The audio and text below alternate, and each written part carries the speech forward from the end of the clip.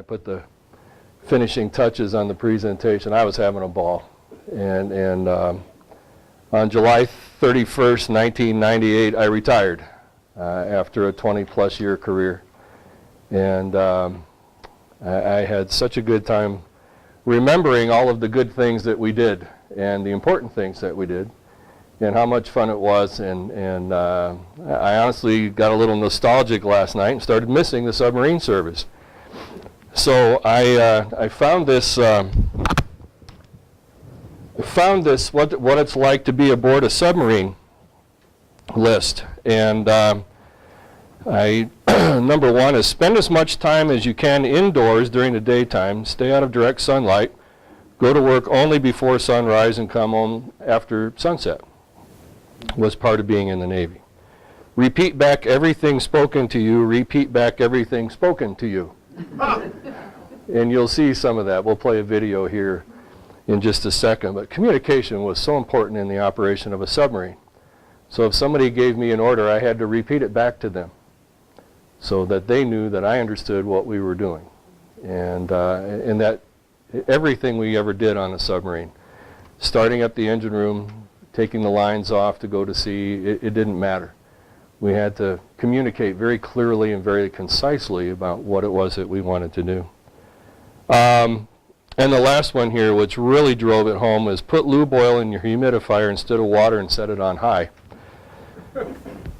That's what a submarine would smell like when you go down inside. We pulled one of my uniforms out the other night and the smell came out of the suitcase. We're going to have to burn the suitcase.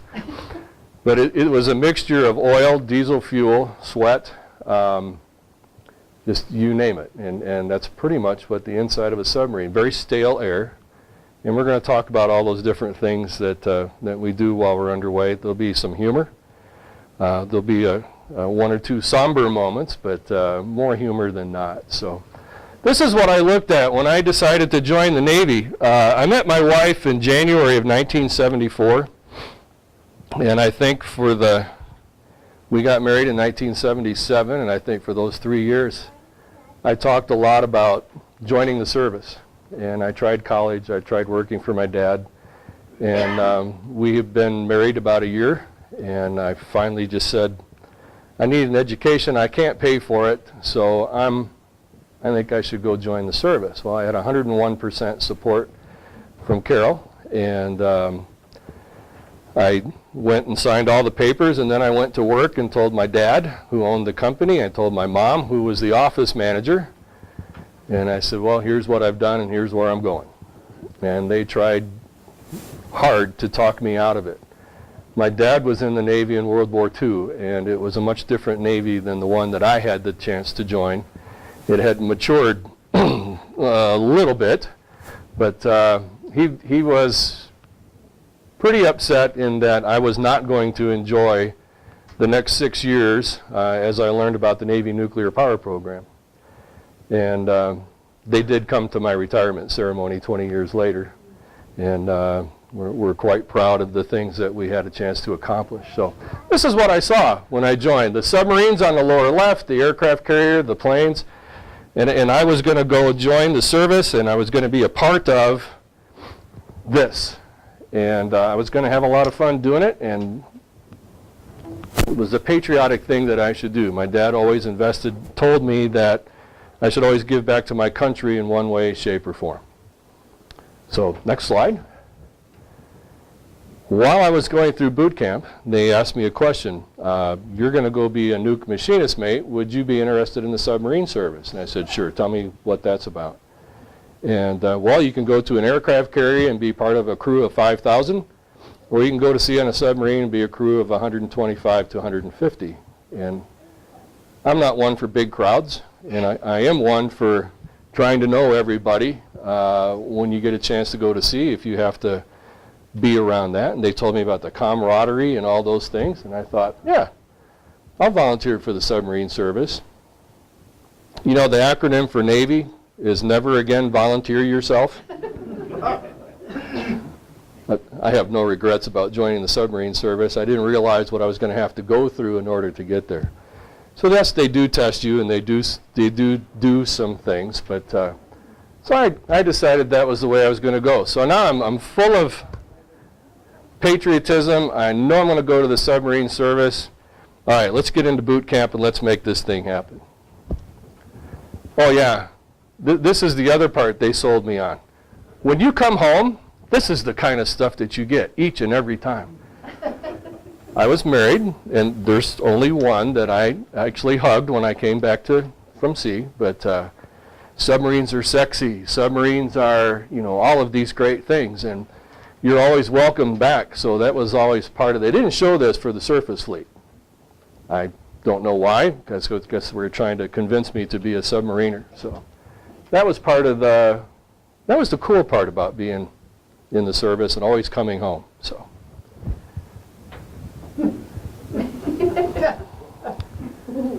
Then there was boot camp. Yeah. I was 23, right? I think I was 23, 24, either way. Yeah, and they at that time I had hair, and I had a full head of hair, and after about the first day we all looked alike. There was no facial hair allowed, and actually no hair allowed whatsoever, and boot camp was interesting. I went through Great Lakes, and this was an interesting time period. It was 1978. We're on the heels of the Vietnam War. We're in the really strong throes of the Cold War really starting to ramp up. And a lot of anti-military sentiment was still out there. And it was kind of a confusing time for our country, for the military. Drugs were an issue, even in the military. And while I was in boot camp, kind of an interesting story was that they actually had to have the drug dogs come through our boot camp barracks, and they found some. And if they didn't fess up, we were going to have to start boot camp all over again. Well, we're about 3/4 the way through.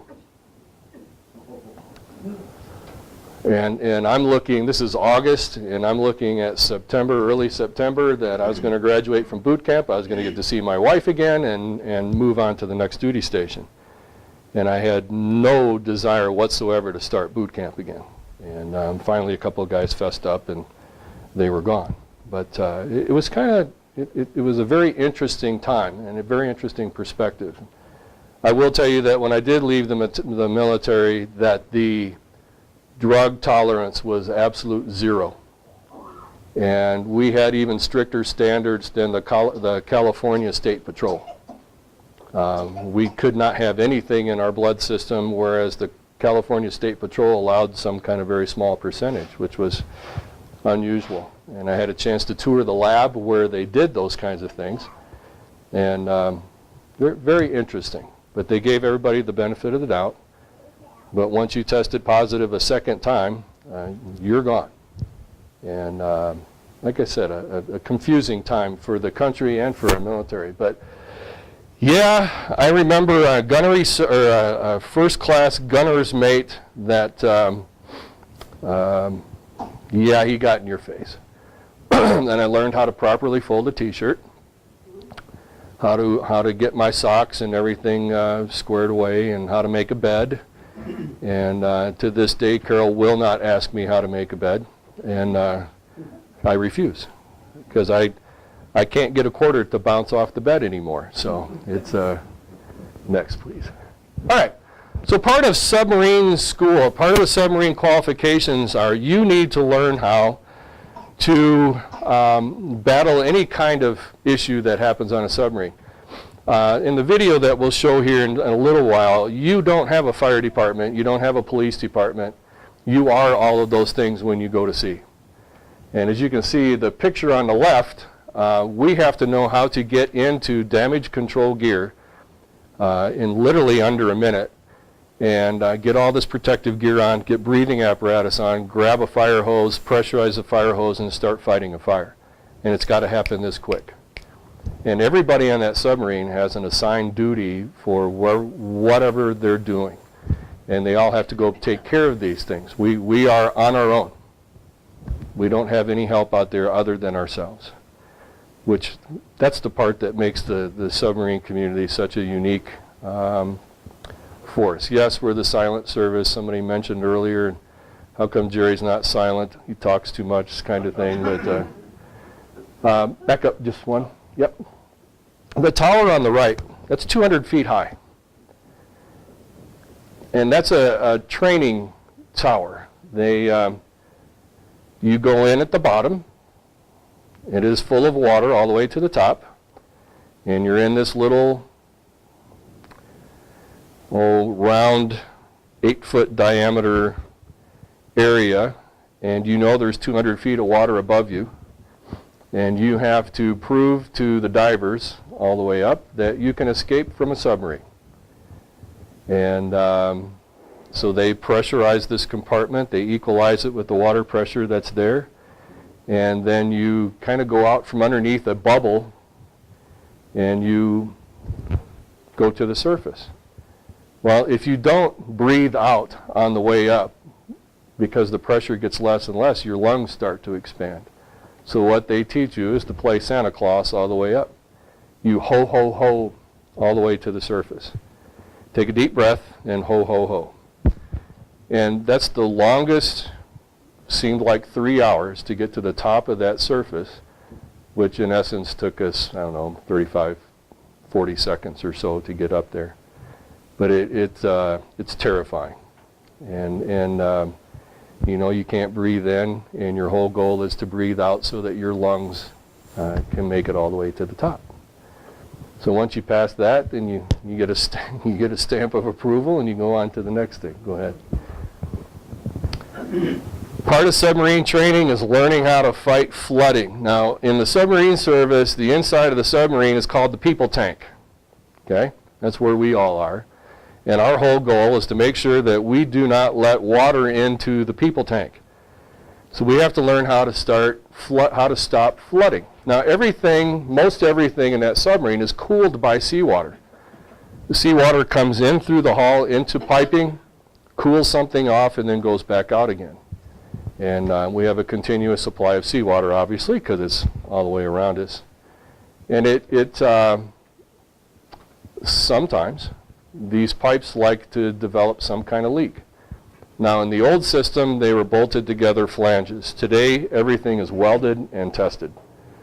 And they hydrostatically test it. So they bring it up to pressure to make sure there's no leaks of any kind. But just in case, we have to go through a trainer. And this is one of those things. I remember distinctly in our trainer, there's 7 or 8 of us, and we're learning how and using all the damage control equipment to stop leaks. And they can flip a switch and cause a leak to go on. So there's a control room behind a window, and they can watch us. And you can see the guys in the control room, and they're all standing there smiling because they know they're going to mess with us in a bad, bad way.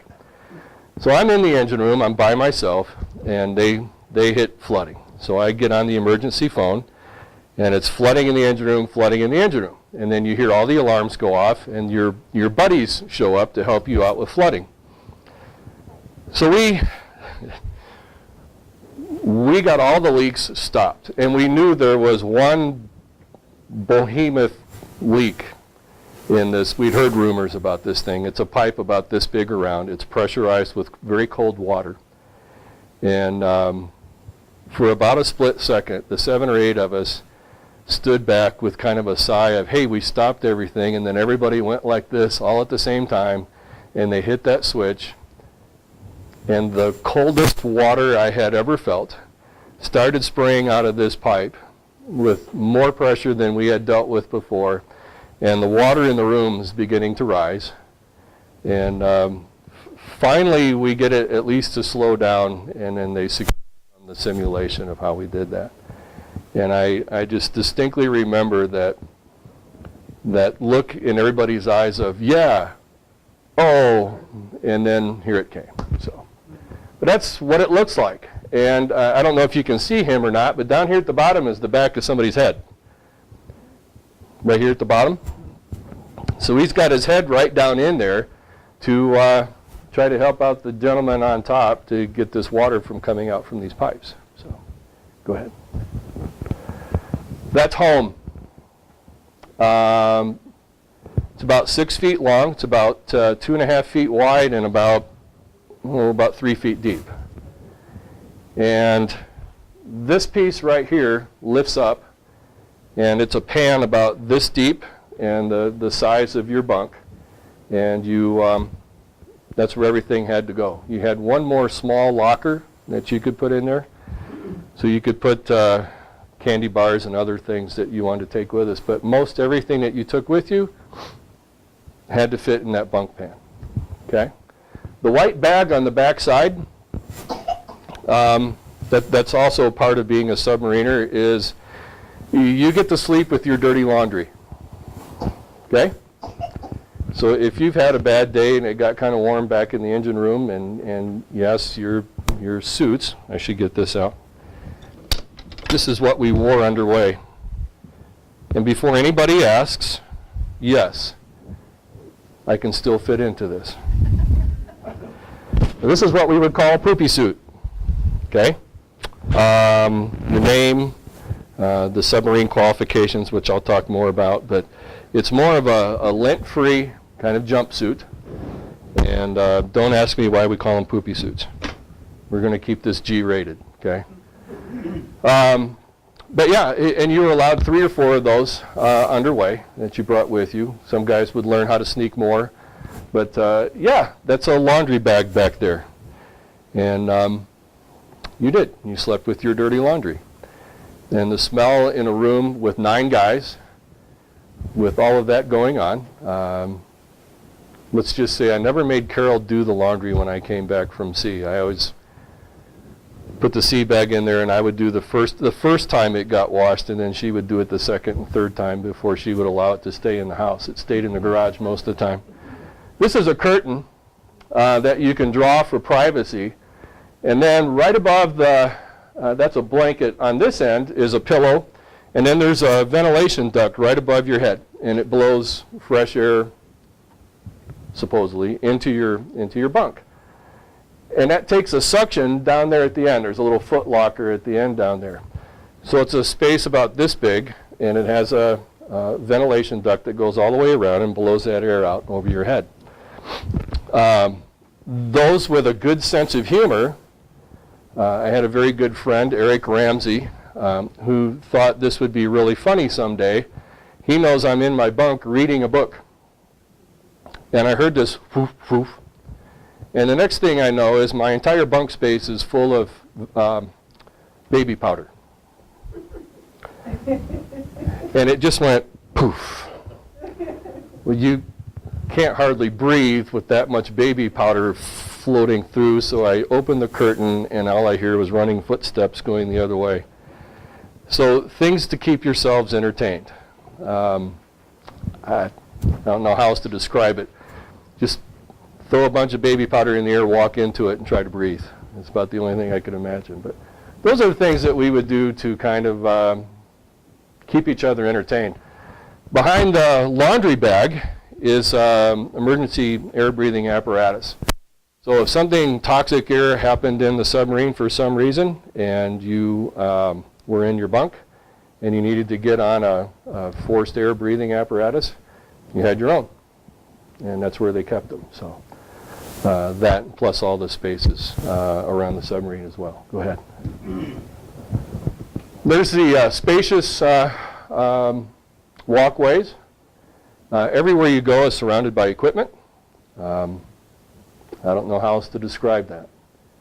And most people have asked me, isn't there a height restriction for submariners to be on a submarine? No, there's actually a couple of guys that were taller than I was on the submarine. My daughter's back here smiling. We remember a guy named Moose. He was about 6'4" and about 250. And he was not fat. He carried it very well. And he's bald now today too, in that we've found ways to rub it off in the submarines. In the bunk, it's only 6 feet. I'm 6 feet too. Things get rubbing up there quite a bit. But this is a typical walkway in a submarine. It's got equipment on both sides. Everywhere you go is something that's literally dangerous. You're walking by electrical panels. You're walking by seawater pipes. You're walking by oxygen generators that create high pressure oxygen, and it's that way for every minute of every day while you're underway. Next. Control room. These were these two gentlemen sitting down are actually controlling the depth and the direction of the submarine. And those are hydraulically assisted platforms, these two things that you see right here. Behind them is the diving officer of the watch. The chief of the watch is a little bit more on the other side. And they're actually in control of the depth, the direction, the ballast, the ability for the submarine to float, and making sure that water is in the tanks to keep this thing level as they go through. Okay? Go ahead. A more modern day control. This has all been kind of put together since I've been in the service, but this was more of a modern day control room, and you can see it's gone to the digital age.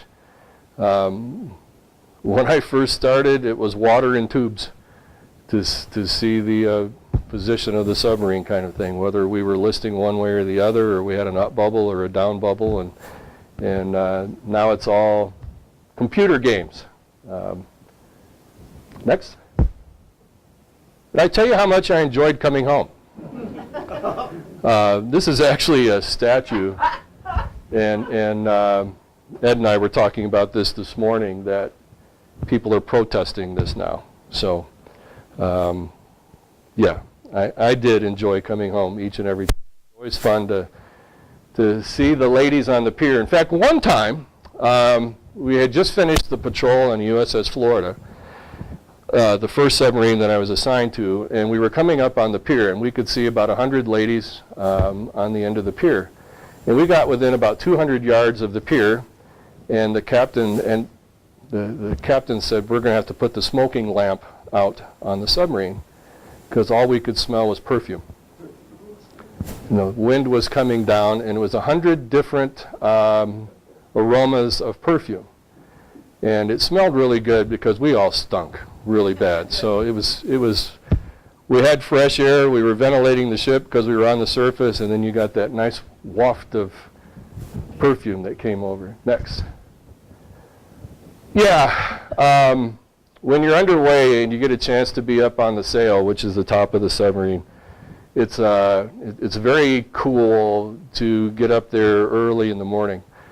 My son Jason did a Tiger cruise, which is about a 24-hour period on the submarine, and he woke up early, and I had just gotten off watch back in the engineering spaces, and I took him up. We were in Puget Sound, headed east, so we were watching the sun come up, and they had the bow wave over the front of the submarine, and dolphins were jumping like this on the bow waves, and I thought for sure I had created another submariner, but and he found another career. So, but it was just very cool to watch all of that, and to those are the fun times. Go ahead. Oh, wait, go back.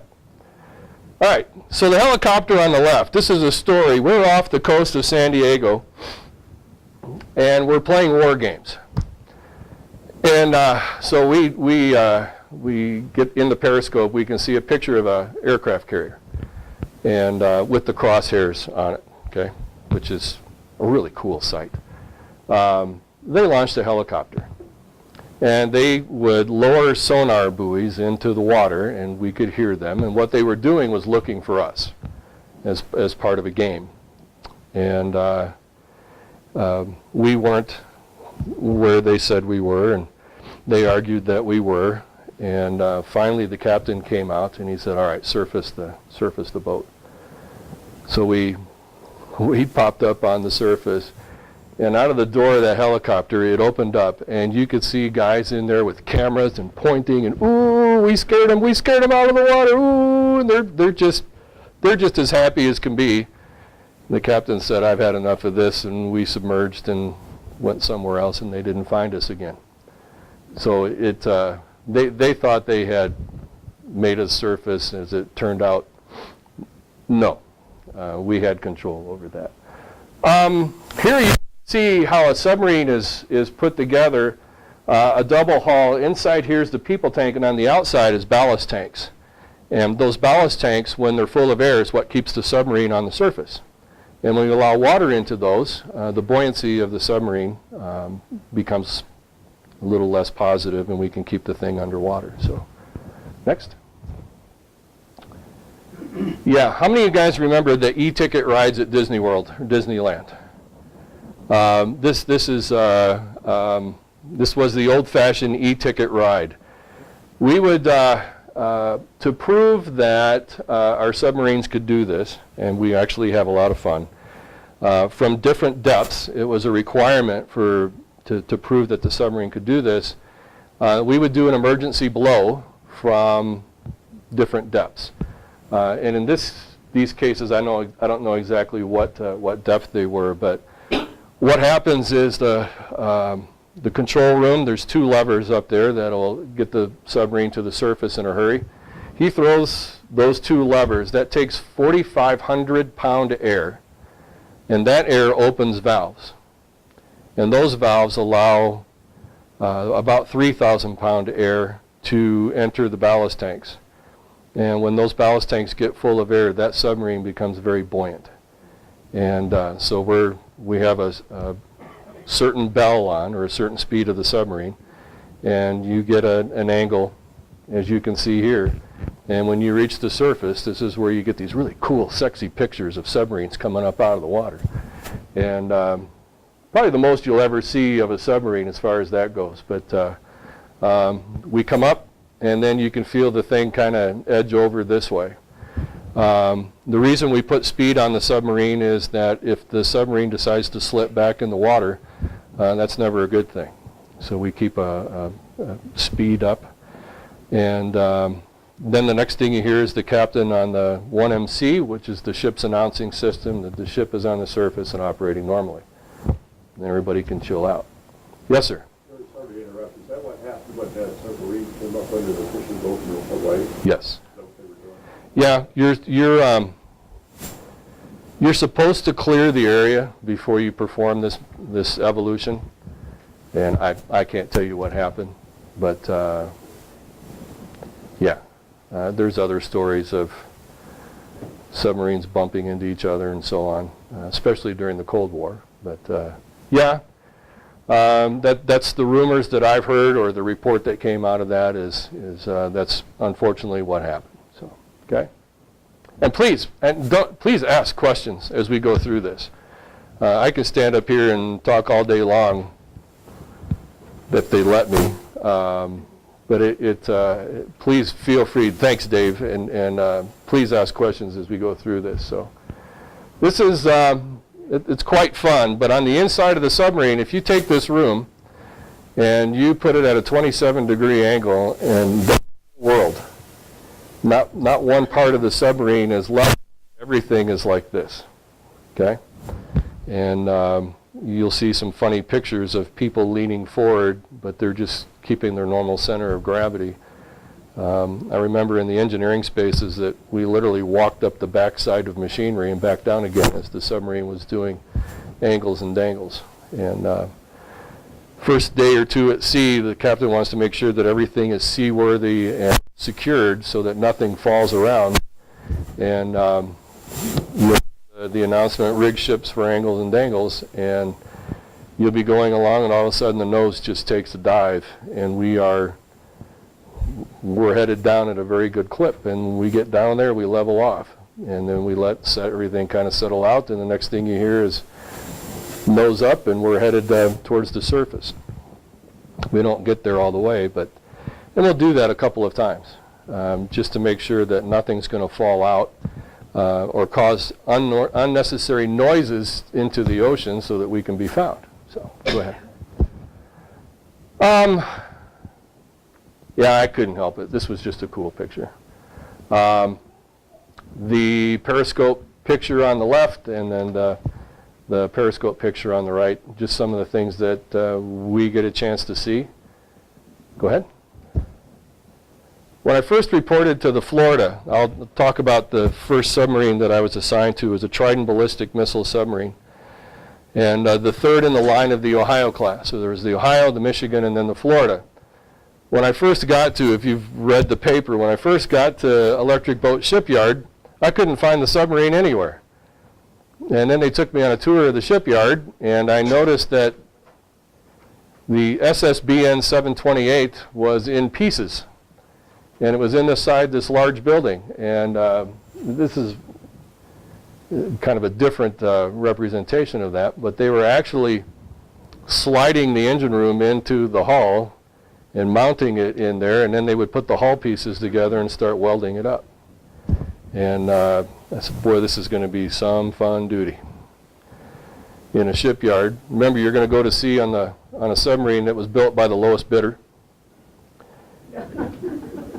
And you see most of the shipyard workers across the street having a liquid lunch, and they would come back to work. Remember, this is 1980-ish, and yeah, you didn't get a warm, fuzzy feeling about how this thing was being put together and so on. So go ahead. This is the front end of ballistic missile submarine. This is actually the sonar dome. And then it goes back from there. But you can see the holes in the hull and the scaffolding along the side. You can see the sail. That's the black thing in the middle. And it's all being put together. Go ahead. That's what it looks like when it's in dry dock. Go ahead. That's a picture of the hull, a small piece of the hull. It's about this thick. And that's what's between you and the ocean. But it's titanium. Takes a special kind of welding, and yeah, when the first time I went into the engine room, I went in through the bottom of the hull, and I don't know, 4 foot by 3 foot kind of hole in the side of the submarine, and I said, I hope they really weld this up tight before we get a chance to go to sea, and they do. Go ahead. How many passes would it take to fill the gap? A lot. To prove the integrity of these welds, they actually X-rayed them with a very... That'd be a powerful X-ray to go through that. It was. When they did the engine room, we actually had to leave the engineering spaces when they took a picture. We would go in and take all the logs and the readings and everything, and they would make us come back out, and they would take their pictures, and we would come back in. And even the people that were taking the pictures, they would put the film on there, and it was a remote box. It looked like the Ghostbusters box where they captured the whatever they were inside those. It's only about a box about like this, but the X-ray source on the inside was so powerful that it would have done damage to human beings for that. But the X-rays were powerful enough to get through the metal so that it would show up on the film.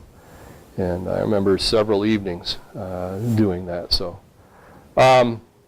a picture, another submarine, an electric boat. I remember one day during new construction, I was standing watch from 2 a.m. to 8 a.m. and I was at a station in engine room middle level. Not all submarines have an engine room middle level. They're usually upper level and lower level. The Trident submarines are a little bigger. We had a middle level.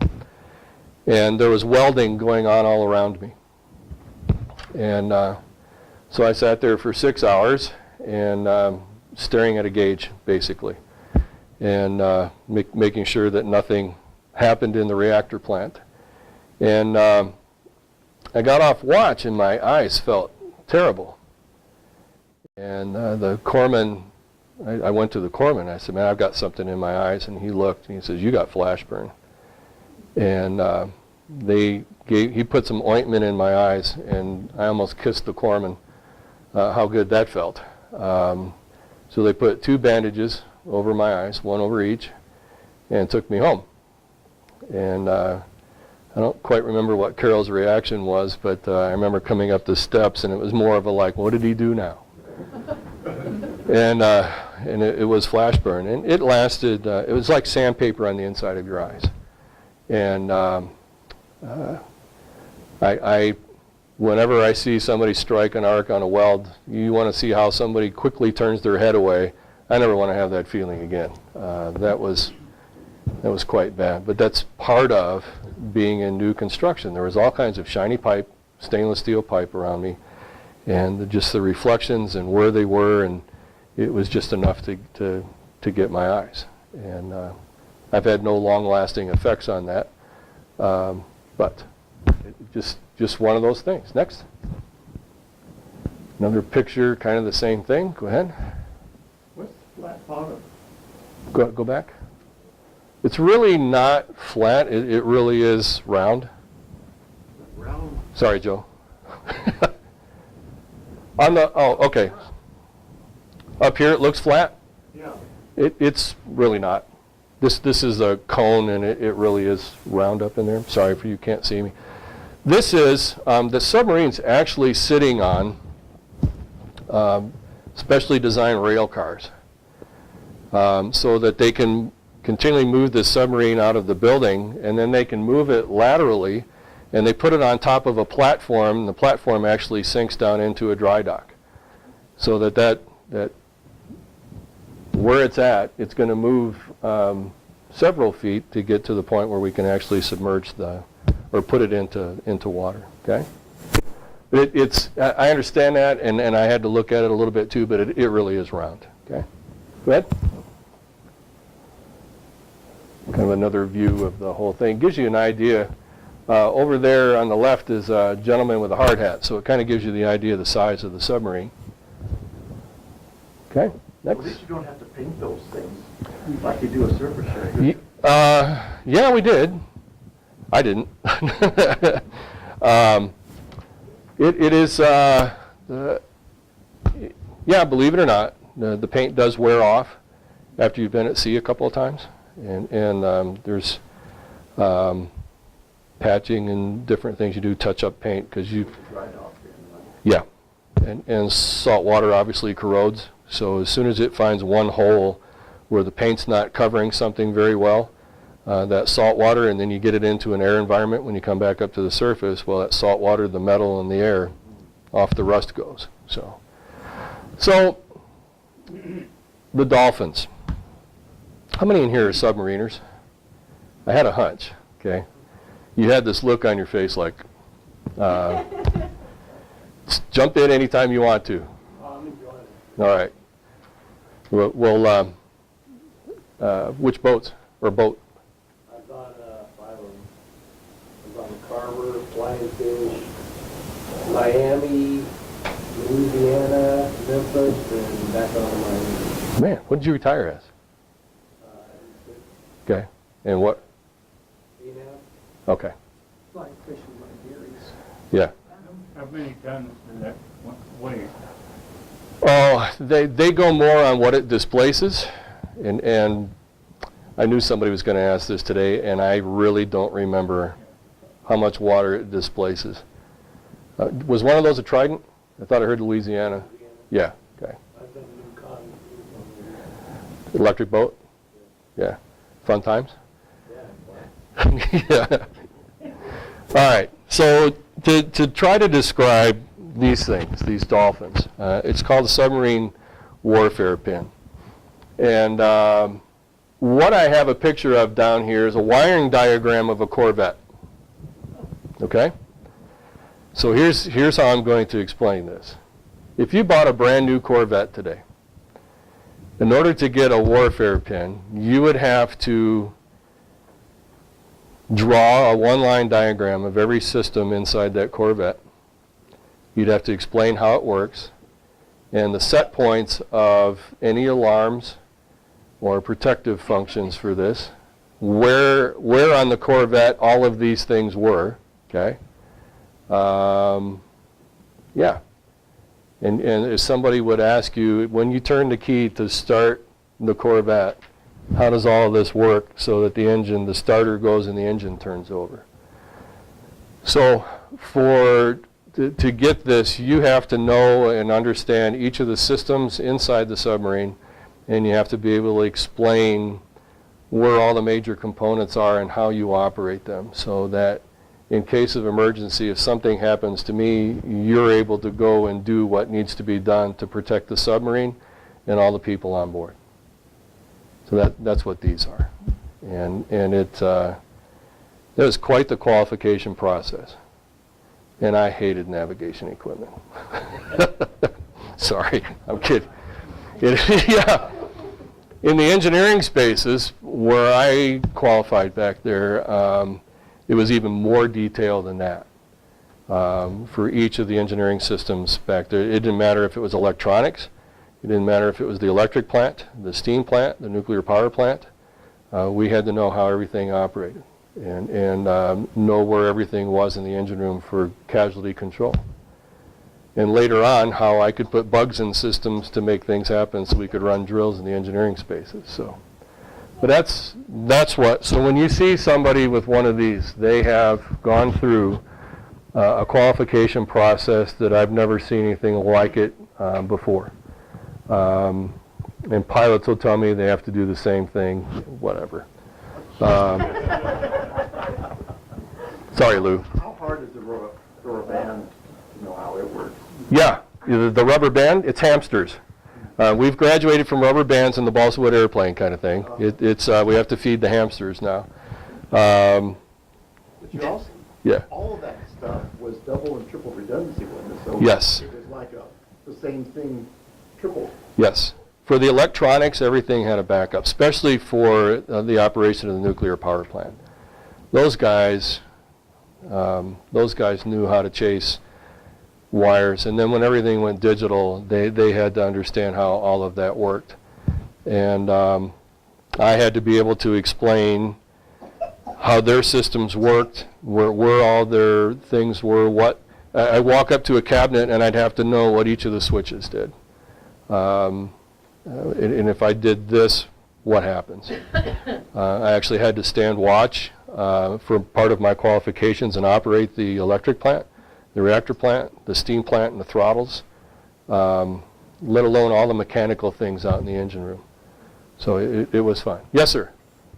Jerry, how long did it take you to get ready and so you could pass this, and how many guys on your vessel were qualified? Yeah. I started mine in new construction, and I couldn't finish it because we had to take the submarine to sea in order for me to finish my submarine qualifications. So for me, it took too long because I wanted these things. This was it. This is what you always wanted. So it took me over a year to get that done, but I was waiting for the submarine to be able to go to sea so I could complete some things. The goal is everybody on the submarine completes this, but we have every 3 years people are turning over on that submarine. And so when somebody new reports aboard, they have to qualify their watch station and they have to be working on submarine quals. So, and do you remember what the time length was when somebody reported? 6 months? 6 to 9 months. Yeah. That's what I was trying to think. It was less than a year. And the whole idea behind that is when you get these, you can now effectively help the submarine in damage control situations and work with your crew to make some things happen. So, okay. Typically on a Trident submarine, about 150 people, fast attack, anywhere from 125, 135 people on board. So, next. How many were on the old World War II diesels Oh, wow. compared to the modern? Well, it's 75, if that. I'm trying to, 60 to 80. yeah. It much less. Yeah, I've been on a diesel boat. I don't know how those guys did it. But that's the foundation of the submarine service. Those guys, what they did was incredible. When you think about the living conditions on a diesel submarine compared to the hotels that we go to sea on today, yeah, I don't know how they did it. But those guys laid the framework for what we have today, and an amazing story. Go ahead. Yeah, that's the Florida on, I think it was Alpha trials. So the first time you take a submarine to sea is kind of scary. And it was February and we went to the North Atlantic. This is not a swimming pool kind of flat surface in the North Atlantic in wintertime. in a round hull. Think of a bobber when you go fishing. What does a bobber do when it's on the surface of the pond? Yeah, bobs. Okay. So now make the bobber longer and just as round on the surface, and it does the same thing as it's sitting up there floating. And some of the fun that you can have, you get somebody that's never gone to sea before and you get them in an engine room and the submarine's kind of rocking back and forth like this. And it's kind of rhythmic, okay? And you're in the engine room, it's hot, it's oily, you can smell it. And if you haven't been to sea before, this can get really annoying. If you've been to sea before, everything you do, you walk uphill, okay? So when the submarine's going this way, you walk uphill. And when it comes back this way, wherever you're at, you walk back uphill again. It keeps your mind occupied. For those that don't know the trick, it can be a lot of fun. And we're a little relentless when it comes to watching people turn green. So I remember a young petty officer who got the nickname that day of Barf Bucket Yates. And in the engine room, we have signs that hang from the throttles of the turbine generators. And they would swing back and forth with the motion of the ship. And he says, man, I'm not doing good. And I said, oh, Brian, just concentrate on those signs. You'll be fine. Yeah.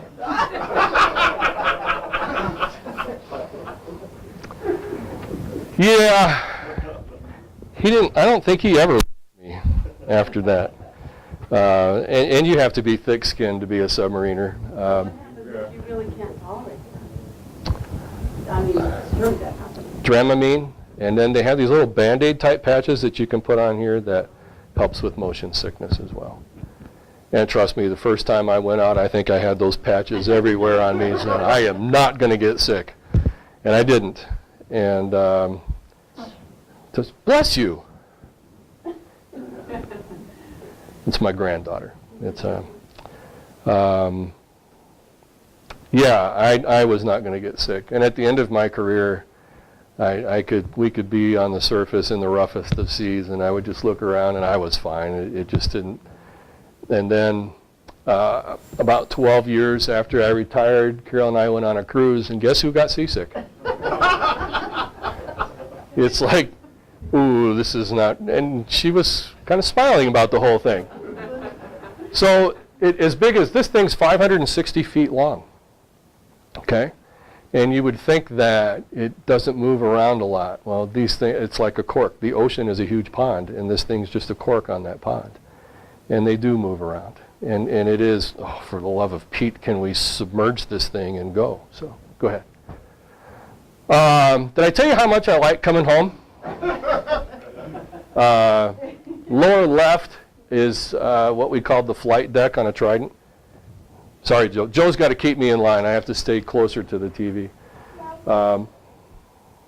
There we are lined up. There's a tugboat coming alongside to help maneuver the submarine wherever they're going, either away from or towards the pier. And then the top is the kind of a cutaway view of the missile submarine. On a Trident submarine, berthing was in between the missile tubes. So you have a tube here and you have a tube here, and you would walk into your berthing room in between those tubes, and then it would open up and there'd be 3 bunks on this side, 3 on this side, and 3 towards the hull. So 9 guys lived in a 12 foot by 12 foot space, and you learn to get along with each other. And were there times when people would get on each other's nerves? You bet. You put 150 people in close quarters like that, somebody sooner or later is going to say something that's going to rub your nerve the wrong way. And you've got to learn to be tolerant of one another. You are 24/7 in a hostile environment at sea, submerged, and you've got to step back and remember where you're at and how much we have to rely on each other, even though you and I would just as soon knock each other's lights out. Yeah. We still have to rely on each other for our own safety. So it's a huge lesson in my life on learning how to work with other people and tolerate differences between human beings. So, yeah, go ahead. I couldn't believe that this was actually, I'm sorry? How many people in your crew, how many people crewed that stuff? 150, okay? The joke in the submarine service, I don't know if I should say this or not, but 150 guys go to sea, 73 couples come back, and four people in an argument. So, all right. This is, I shouldn't have said that. True, but this is a mock-up of maneuvering, which is the control center for the engineering spaces. On the left-hand side, you see two huge silver wheels. Those are the throttle controls for the main engines out in the engine room. Those are hydraulic assist. And the center panel is the actual reactor control panel, and then the panel on the right is the electric plant. And I was very surprised to see this picture. I've never seen one. I did Google images, and it came out, and I was like, wow, that's different.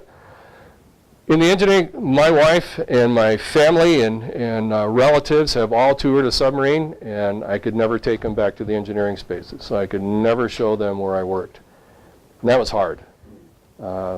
They just never had that opportunity. We could go anywhere else on the submarine, but we could not go back to the engineering spaces. So anyway, there's a person would stand back here. That's the engineering officer of the watch. There would be a throttleman, a reactor operator, and an electric plant operator. And that's where they controlled all the major components in the engine room. And then there was us knuckle draggers and machinist mates that would stand watch outside this room. Go ahead. So it works on the thermonuclear generated steam, and its steam turbine drives the shafts? Yes, yeah. It also drives in generators? Yes. So, yeah, thank you. I'll stop here just for a second. The reactor is in a compartment all by itself, and it heats water really hot so that we can have about 600 pounds steam in the steam plant. So you can figure out the temperatures from there. The water that circulates through the reactor plant stays in the reactor plant. It doesn't come out to the steam plant. It's not supposed to. Let's put it that way. That hot water then in turn goes to what we call steam generators, which is like a boiler. A boiler can use natural gas, it can use coal, it can use different things to heat up water to cause steam. Well, in this case, we were using nuclear power to heat water really hot, and then it in turn would go to a boiler and circulate water through that, and the fresh water in the inside would then take that heat and turn it into steam. That steam then powered two turbine generators that made all the electric power for the submarine, AC power. We also had a battery, and we could convert DC power into AC, and we could also charge the battery the other way. Two main engines that drove one huge reduction gear, if you will, that turned the shaft to make the boat go through the water. Both of those main engines were powered by steam. And then steam also was used to boil seawater to make fresh water for our consumption, and the steam plant make up water and so on. Yeah. Wasn't that reduction gear kind of noisy? Yeah. Everything in a submarine is mounted so that it doesn't transmit that vibration to the hull. So even when you're walking on the deck plates, those deck plates are sound mounted. They're actually tile and metal, but they're sound mounted so that all the noise of walking around the submarine is absorbed by rubber shock absorbers, if you will, and so that anything that we did inside a submarine was sound mounted. For years, in the nuclear power side, they had the most noise that was made was the actual cooling pumps that supplied the water through the reactor plant. And they came up with a way of not having to use those pumps in a roundabout way. And there's things that you can see on the intranet. I'm not going to say anything classified or whatever, but there was a way that we could operate without making those kinds of noise. So. The only noise that would come out of the ship then was the rocks rolling around your head? Yes. Drop a wrench in engine room lower level and it hits the hull. Sonar knew it. They could hear us making noise. What was the punishment that you do for somebody that did that? They would usually get a good chewing out by whoever the chief was or the supervisor in the engine room, and because usually that person in the engine room lower level doesn't have these yet, and so he needs a quick explanation of how that dropping that wrench could give us our position away. Because noise and water travels miles and miles and miles. So, I'm sorry, you were saying? No hazing.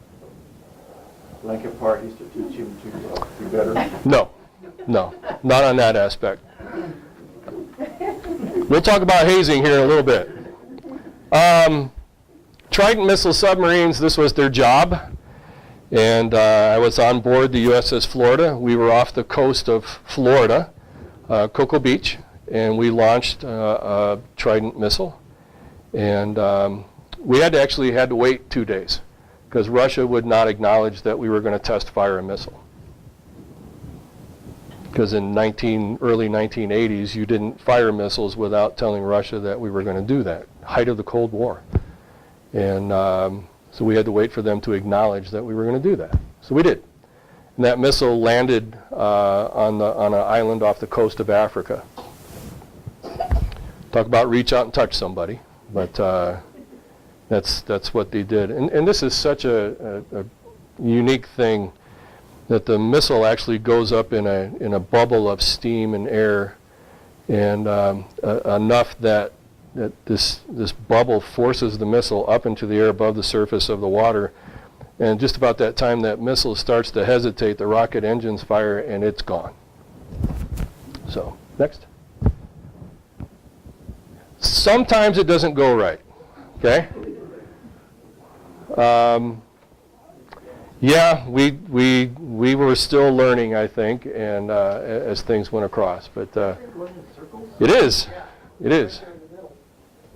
The actual missile, let me sneak over to this side, the actual missile is right here, and it's not doing well. So, just to show you that not everything is perfect. Go ahead. After the Florida, I had the opportunity I got orders to go to upstate New York. And we were getting ready to go out on patrol of the Florida. I think it was the next day that we're leaving. And my chief came to me and he says, "Your orders have changed. You have now been assigned to Idaho Falls, Idaho." And I said, "Cool, what country is that in?" And it did feel like going to a different country. Carol and I left Washington after we got back from off patrol, and I was going to go be a nuclear instructor. And we came across Oregon. We were in Washington State, came across Oregon, got through Boise, and how many of you have traveled across southern Idaho? Yeah. What did you remember about that? Yeah, it's pretty much the same thing I got from Carol. We're going across there, and we get 100 miles outside Boise, and she just looks at me, and all you can see is sagebrush. And she says, "Where are you taking us?" And I said, 3.5 years. We can do this, stand on our head. We'll be fine. And it turned out to be one of the most fun duty stations that we ever had. I had to go qualify on another nuclear power plant, but Yellowstone and the Tetons were in our backyard. And we spent a lot of time out there and just fell in love with Idaho and Wyoming. And I said, when we retire, I want to retire within 500 miles of this area. And it's going to be close because we're going to retire right here and within a stone's throw. This is actually Idaho Falls, Idaho. This is NPTU, Nuclear Propulsion Training Unit. And out there were 3 prototypes, actual operating nuclear power plants. And as instructors, we were tasked with teaching young nuclear operators how to do an actual operation of a nuclear power plant. Spent 6 months at Navy Nuclear Power School, where you learn all the theory and operation, the chemistry, the heat transfer and fluid flow, electrical theory, electronics theory, steam flow theory, turbine theory, everything you can imagine. Now we had to go put this into practice at these prototypes, which I went through. Now I'm going to go to this place and be an instructor. One of those prototypes was actually a submarine prototype. That's what one I got assigned to. The other one was an aircraft carrier, and another one was a destroyer. So during my tour there, I put 600 students through that submarine prototype. And I was an in-hall instructor, which means we were standing watch and teaching them. I was also a classroom instructor for a while. And that's where I first found that what my future would be is that I loved training. And I loved the opportunity to watch light bulbs come on young people and seeing them getting it. And today, I work for Wagner Equipment Company, which is a Caterpillar dealership for Colorado, New Mexico, and 3 counties around El Paso, and I'm the manager of the Training Institute for the company. And I have 17 people that help me train 1,600 employees. So and 2 degrees in education. So it was the place where I found where my future was going to be. An hour outside of Idaho Falls and out in the desert. Evidently, they didn't trust us. So, but yeah, I was kind of surprised to see this picture as well. Now has been decommissioned. Where we go through the actual prototype schools in Charleston, and it's a submarine tied to the pier, welded to the pier, if you will, where they go through those training exercises. Go ahead. That's the actual prototype. At one time, today when I was there, it was actually sitting on blocks in a dry dock. But what they did, there was a new kind of reactor plant design, so they put it in a hull that could actually float. And they made this hull twist and turn and do different things to see how this new design was going to work for the nuclear propulsion system, and it worked just fine. The Tridents adopted the same kind of power plant. So, go ahead. Then when I finished in Idaho, I was assigned to the USS Parche. And I was told about that submarine by a late, very close friend of mine named Conrad Gillespie. And he served on an ocean engineering submarine. Okay, so let me talk a little bit about the book called Blind Man's Bluff. You've read it? Okay. Okay. So you're going to hear me say this is what the book says. But I think I explained to somebody that there's papers in Washington with my signature on it that says I'll never say what the Parche actually did, so I'm going to tell you what the book says. During my assignment on the Parche, Blind Man's Bluff was being written, and we were under orders not to talk to the 2 authors that put this thing together. And quite honestly, the publishing of this book put the program in a lot of danger. And the men that served aboard these submarines were not really happy about what they did because it gave away the program. So here's what the book says. Somebody in one of our agencies back in Washington was coming back into Chesapeake Bay one day and noticed a sign on the side that says no anchorage cable crossing. Okay? He thought back and he said, oh, I wonder if the Russians have that. So we went over to their place, their house, and we went into one of their harbors, and sure enough, they found a sign that said no anchorage cable crossing. And they noticed that the cable was going from this place to this place, and both of those places were military. Well, how cool would it be if we could hear what was going on inside that cable? Hence the book Blind Man's Bluff, who gave away what we did, how we did it, but the information that was gained through the alleged information that was gained through that operation played a significant impact on the Cold War. So I'll stop there. When I reported to the Parche, I talked to the detailer, and I had to go through a 15-year FBI background investigation to get assigned to this thing and get all kinds of clearances. The Parche is supposed to look like the submarine on the top of this picture. When I got there and talking to the detailer, oh yeah, in Idaho I had to refuel the nuclear power plant. which was not a fun thing. This was a year-long overhaul of the reactor plant and just long hours and long days. And so when I talked to the detailer about the Parchie, he said, yeah, the reactor plant's already been refueled. They're going through some kind of overhaul and dry dock. Should be ready to go to sea in about 6 months. Well, I walked onto Mare Island Naval Shipyard, and the containment building to refuel the reactor was still there, and they hadn't refueled it yet. And the hull was cut in half. And I said, oh, how many in here ever had anybody lie to them about a duty assignment that's upcoming? Okay.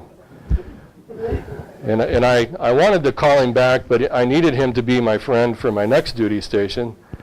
So under my breath, I kind of cussed a little bit, but you can see there that the Parchie had an extension added to it, and that's why they call them special project boats.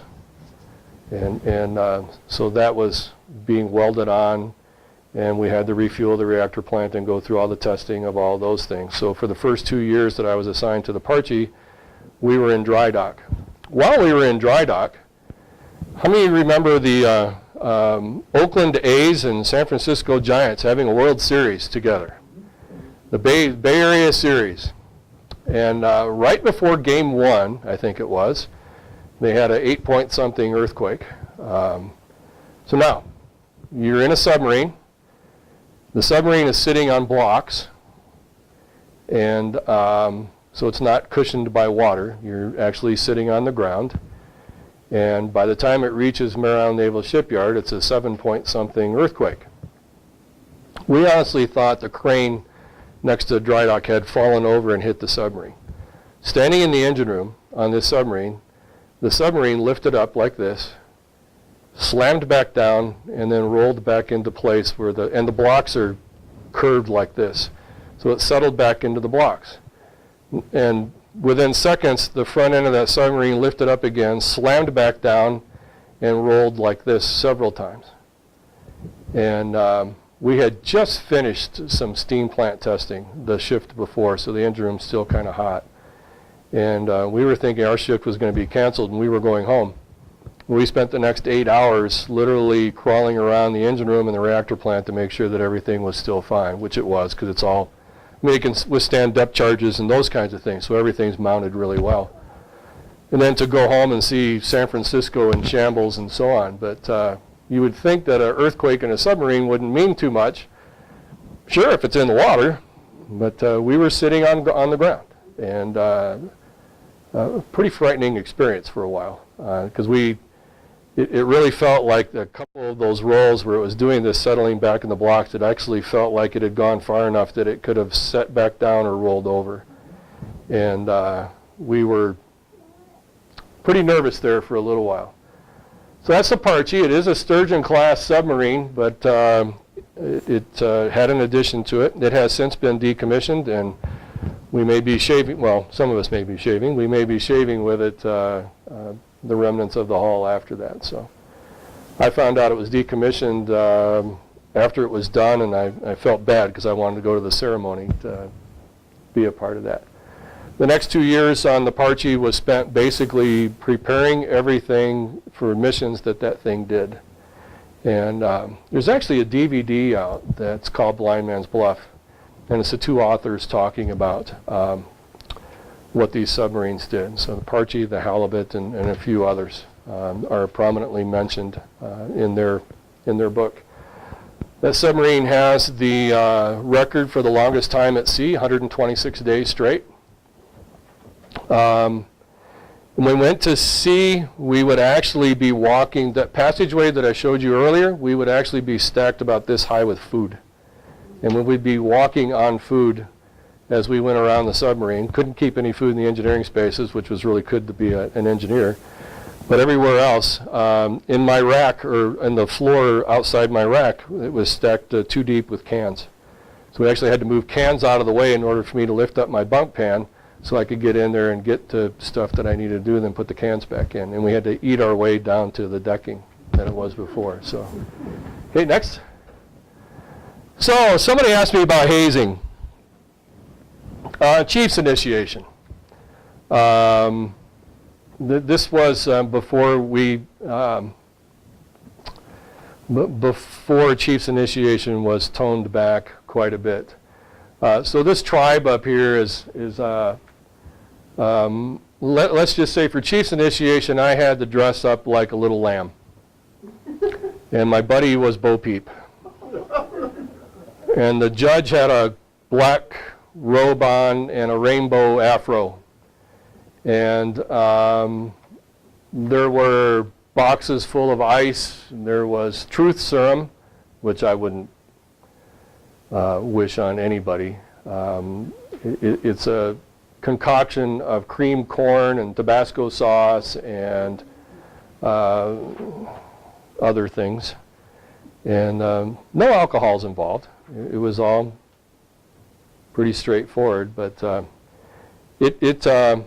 balut. A balut is a Filipino delicacy. It's a duckling still in the egg.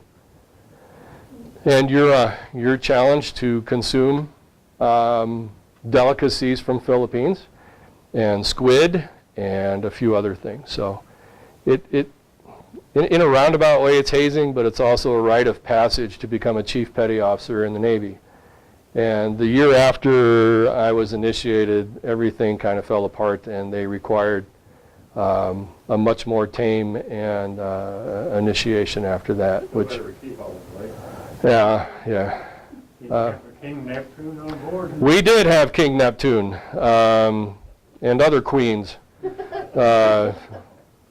Those that initiated me, I really enjoyed what I went through. But the next day I had duty on the submarine, and when you become a chief, you're no longer wearing the blue uniform, you're wearing a khaki uniform. And I was not welcome in the engineering spaces as I began to digest all the things that I had to eat the day before. So I was literally kicked out of the engine room and told not to come back. So I said, we're going to keep this G-rated. So, all right. So yeah, we had to dress up, and it was an interesting afternoon, and there was all kinds of fake fines that were levied, and so when our wives got a chance to come in and we actually became chief petty officers, they would announce the fines, and these were in hundreds of dollars, and I was fined like $400 and some odd dollars, and Carol's got this look on her face like that I had truly accrued that I had, but we didn't have to pay it. We paid for it during the day, kind of thing. So, yeah, a little hazing, and I would tell you that today, and rightfully so, I think that it's much more politically correct, although some Navy traditions are lost when we become politically correct. So, the good and bad part of that. And that's the insignia of a chief petty officer. Go ahead. That's the Parchie when it was underway. I always stood on the back side of the submarine. I always wanted to be one of the last ones down and get that last lungful of fresh air, and before we shut all the hatches and went away. That's a tugboat assist, and that's actually a picture from Washington State. You can see the mountains in the background. Okay? Isn't the divot there in its middle? Go back. On the hump? Uh-huh. It looks like there's a concave in the It's actually protruding out. You're talking about this piece right here? No, move to the right. Here? Guys, yeah, it looks like that's Probably more of the shadows. I'm trying to remember what that was like, but it was smooth all the way down. So, okay. Did I tell you how much I loved coming home? I really did. Go ahead. I'm sorry. I'm not even going to apologize for this one. So during the Army-Navy game, while I was assigned to the Parchie, it was we decided to do this. We have to go right by the Presidio on the way to go out to sea. The Presidio is an Army base, right? So our captain, being a Naval Academy graduate, decided that we should help the Navy make a commercial to play during the game. So again, on the Parchie, and so the commercial came up on the TV, and the theme song from Jaws, right? And the submarine comes into the picture from right to left.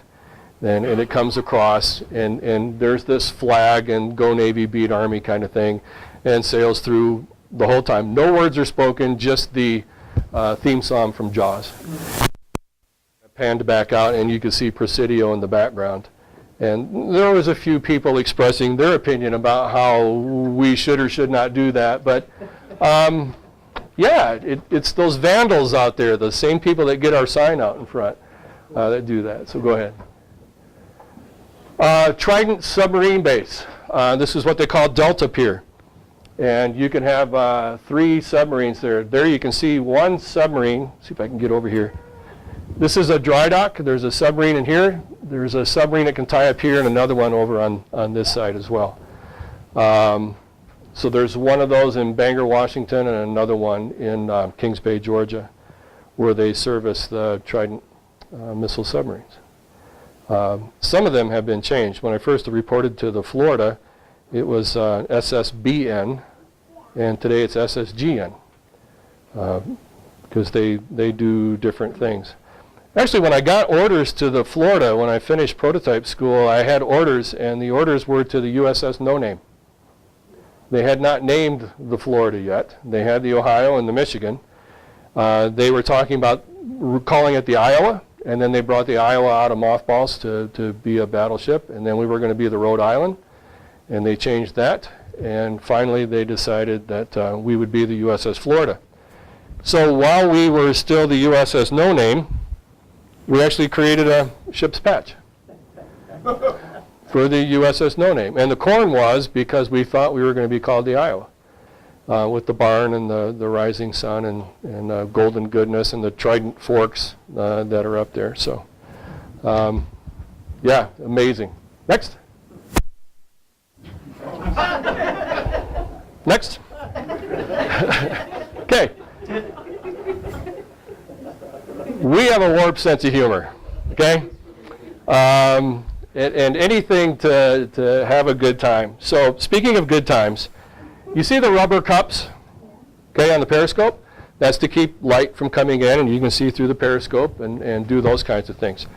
At nighttime, they do what they call rig for red. So they turn all red lights on in control. And it's so that the officer of the deck can look through the periscope and see without having to adjust his eyes from light to dark and so on. So when the control room's kind of dark, odd things happen to pieces of equipment that are there. So imagine what a person's face would look like if those rubber cups had black shoe polish in them. Okay?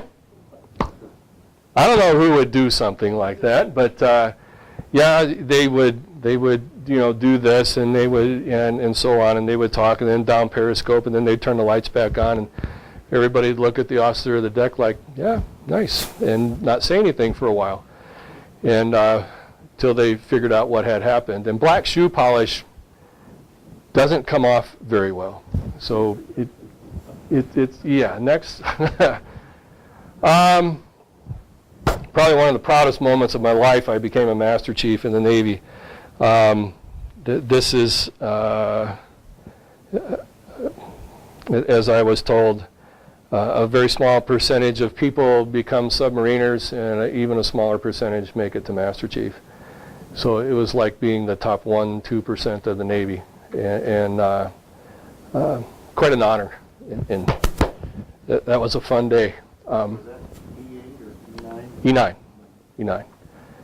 And I distinctly remember that day. In the Navy's way, this is, and I could probably say the military's way, is that the day that it's announced, and you can call into this number. So I called in and it said, too bad, better luck next year. And I thought, okay, so this is the first time up.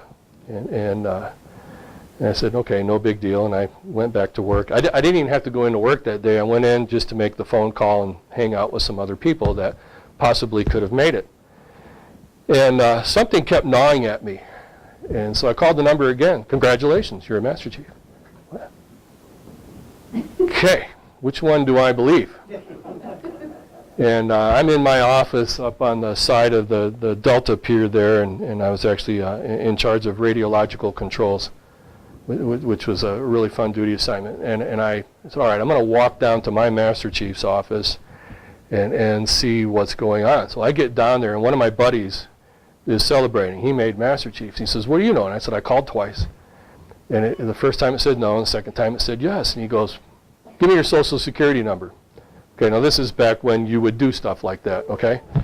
So he grabs my social security number, and he calls up, and he goes, woohoo, Jerry, you made Master Chief. And I went, yeah, okay, so now I got 2 yeses and a no. The no is still kind of hanging out there. So the repair Master Chief was my first Chief Petty Officer, and we'd kind of come full circle to see each other again. And he calls another friend of mine who happens to be the command career counselor for the entire Bangor subbase. And I don't know if they had this prearranged or not, but so he calls up and he says, hey, we want to know if Jerry made Master Chief. He says, well, let me see. How do you spell your name? You know doggone good and well how to spell my name. Am I on the list or not? Well, oh, that page is missing. And I said a few choice words. And then he read my social security number to me, which obviously let me know that I had made it. So, and that's what I retired as, and it was a fun day. So, ceremonies. Yeah, King Neptune on the upper right-hand side. So, if you cross the international date line, if you cross the equator, there's all kinds of celebrations in and around, like Chief Petty Officer initiation and so on. So you get to act goofy. On the upper left, yeah. Brother-in-law was on the Hornet Mm-hmm. up to the time it went down. But as our group was on the way to Korea at the time, there were 3,000 of us. Well, he was beside himself because King Neptune wasn't allowed to do his thing. Yeah. But the captain with that many people on board wouldn't allow it. Submariners. All King Neptune had in store for us. Yeah. Submariners will find a way to make stuff like that happen. We disappear when we get back into shore and we go do things. So, which is really strange. This is something that Carol could never really understand.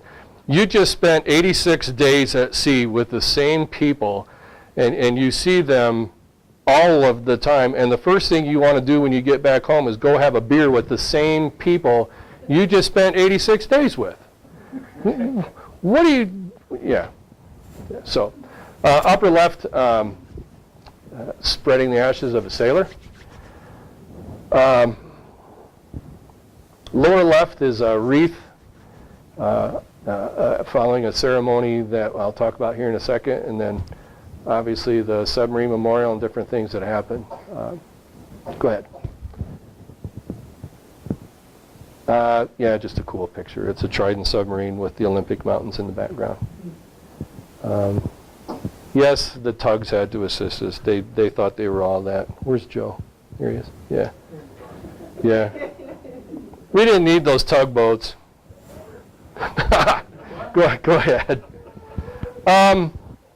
Missile control. So the middle picture down here is the bottom is a launch of an actual missile. This is what the missile control panel looks like. My first battle station everywhere was a phone talker in the missile compartment. I'm a nuke. I normally work in the engine room, and my chief put me on watch as a phone talker in the missile compartment. So I got to watch the mock missile launches the whole time. That was the coolest thing. I was really junior, and nobody could figure out why I got in back there, but it was fun.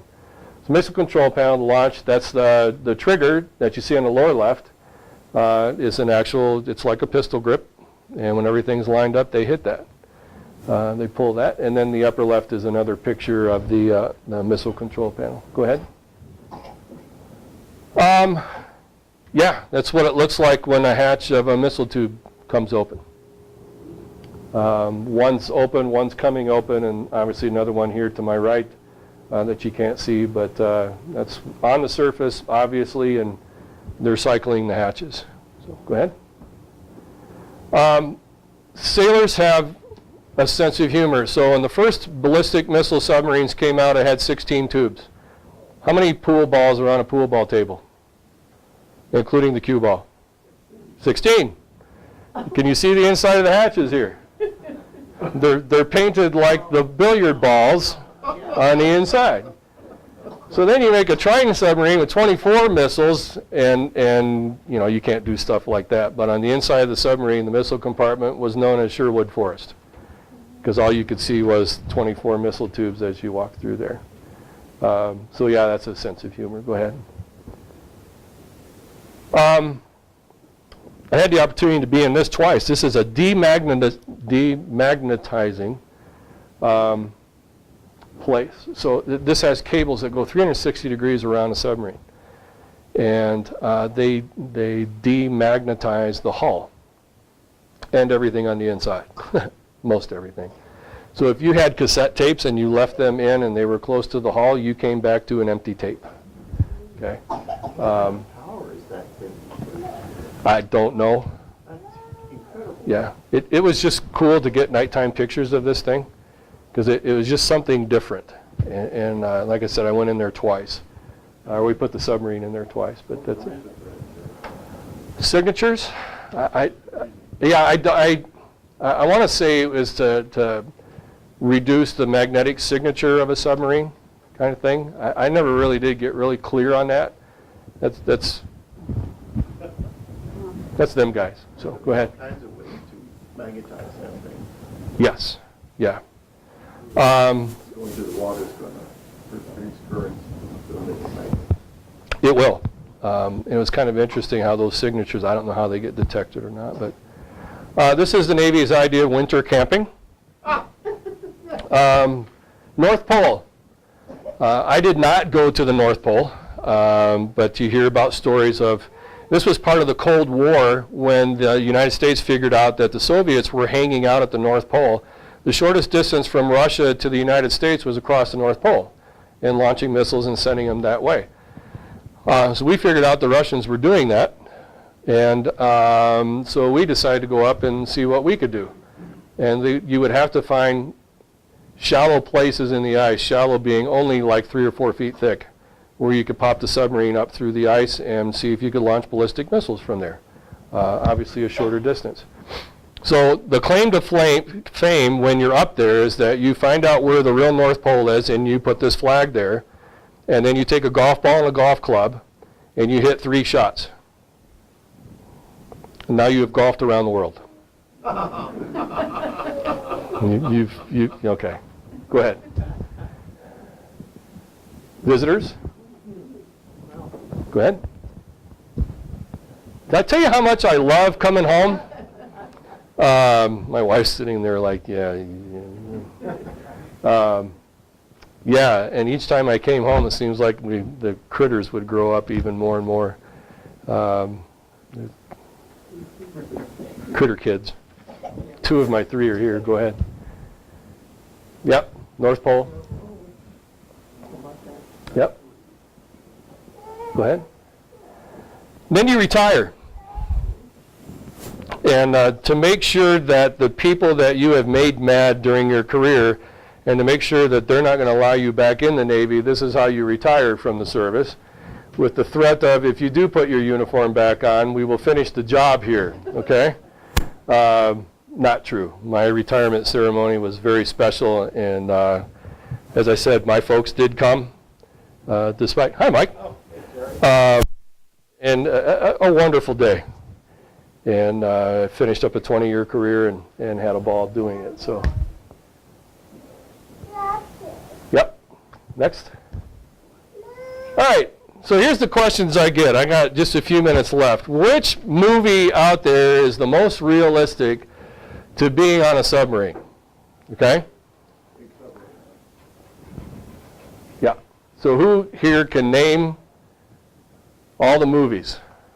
Red October in the middle on the left. Okay, Sean Connery. Das Boot, upper left. Run silent, run deep. Run Silent, Run Deep. the black and white on the left? That crazy one. Gales, maybe? Nope. Down periscope is this one. Bottom right. Crimson Tide, very good. And the upper right. Yeah, sea view. Yeah, yeah. Yeah, that one has windows on the front of the submarine. No.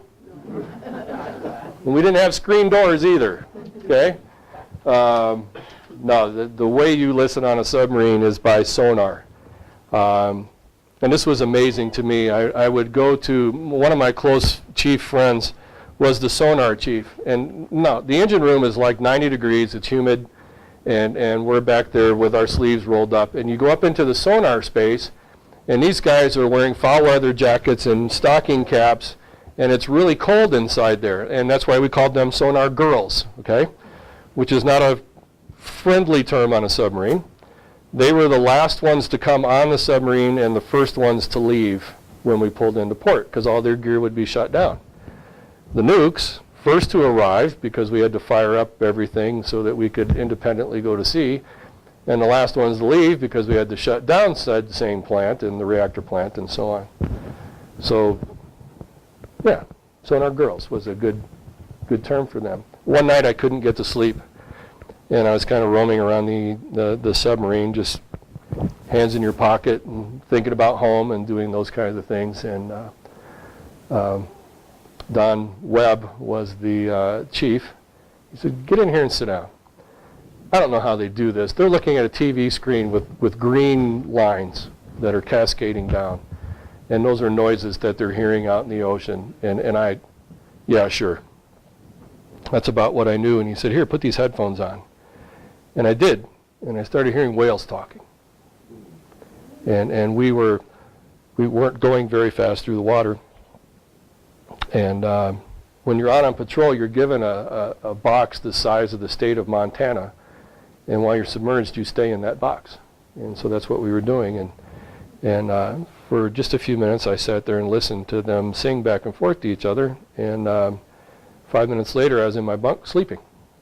Just one of those things where it's just something to relax you. So, yes. So, what do you think? Which movie do you think would be most like a submarine duty and underway? I'm going to let this guy back here tell me what he thinks. Yeah, yeah. Red October. Okay. Yeah. Yeah, I would agree. And for the characters on a submarine, down periscope. There's some. There are some. Actually, that we like, though, Yeah. we called him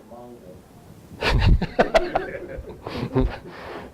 Mongo fixed breakfast. That's how he was talking. Yeah. He had arms like this big. Yeah. It is. Each one of those. Run Silent, Run Deep. Carol can't stand it because that movie comes on. She goes upstairs and finds a book to read, and I'll sit there and watch that. But The Hunt for Red October is cool. It was the Submarine Service's answer to Top Gun. Yeah. So Right. but they left off the beautiful woman. And I said, "Come on, where's the have I told you how much I love?" Yeah. There was no woman away. Yeah. If I told you how much I love coming home. So, anyway, go ahead. This poster I love. Some ships are designed to sink, others require assistance. Okay? In other words, they need a little help with a hole in the side of the hull kind of thing. Go ahead. And then this is submarine racing. It's a very, very intense sport, spectator sport. For those of you who grew up in the Midwest, it's the equivalent of going out to the fields and listening to the corn grow, okay? Or going down to the river and watching the submarine races, those kinds of things. All right, you with me? Yeah, all right, go ahead. 2 nuclear-powered submarines have been lost, the Thrusher and the Scorpion. And there is a very unique ceremony that the submarine services provide, and it's called the tolling of the bells.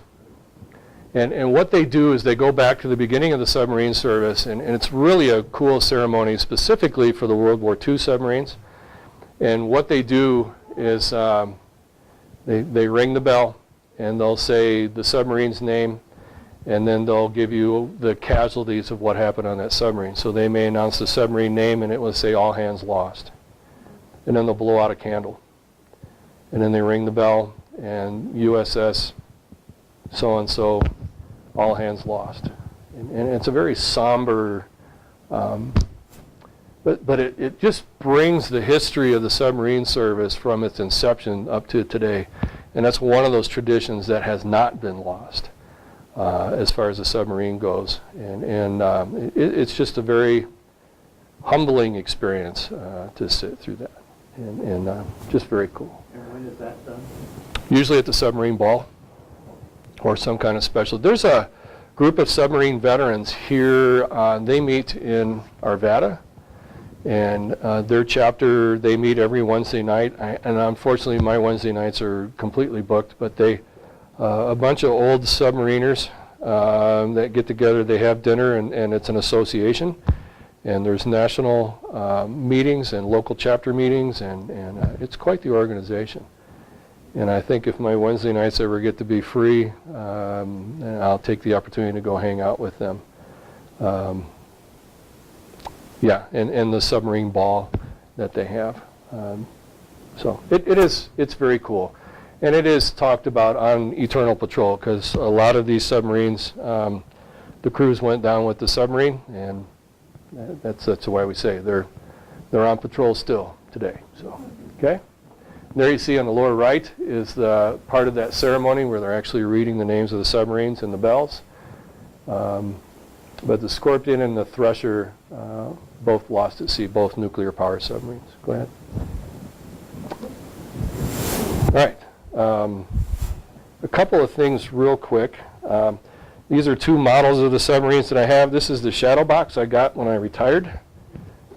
This is the flag at the bottom, which is kind of unique. All three submarines that I served on happened to be stationed or home ported out of Bangor, Washington when I retired. So they flew this flag over all three submarines, which was kind of cool.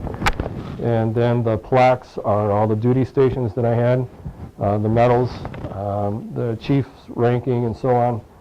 One thing I didn't cover was this patrol pin, this blue pin here at the bottom. On your first patrol, you're awarded that pin, and subsequent patrols, you're given more, or you put a star on it, and then the stars change colors after you've achieved so many different patrols that are out there. So part of my retirement. And then on the Florida, I was a plank owner. Plank owner means that you were on the commissioning, launching, and building of the Florida. So this is called a plank owner certificate. So when they decommission the Florida, I'm supposed to get a piece of the hull, which will be a good paperweight someplace. I'm not sure, but I think about how long it's been in service and so on. But they gave one to each of the crew members, and our right to have a piece of that submarine someday when it is decommissioned. So, okay. Hats that I had from each of the commands.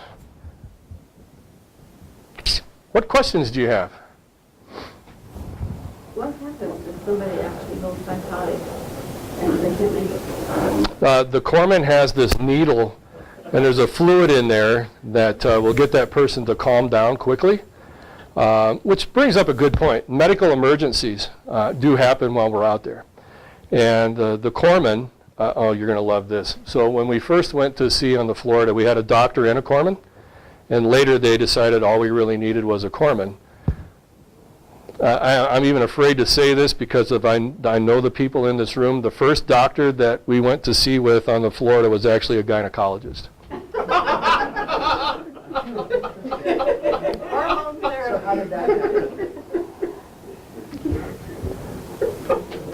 I know I'm going to be sorry for mentioning that one.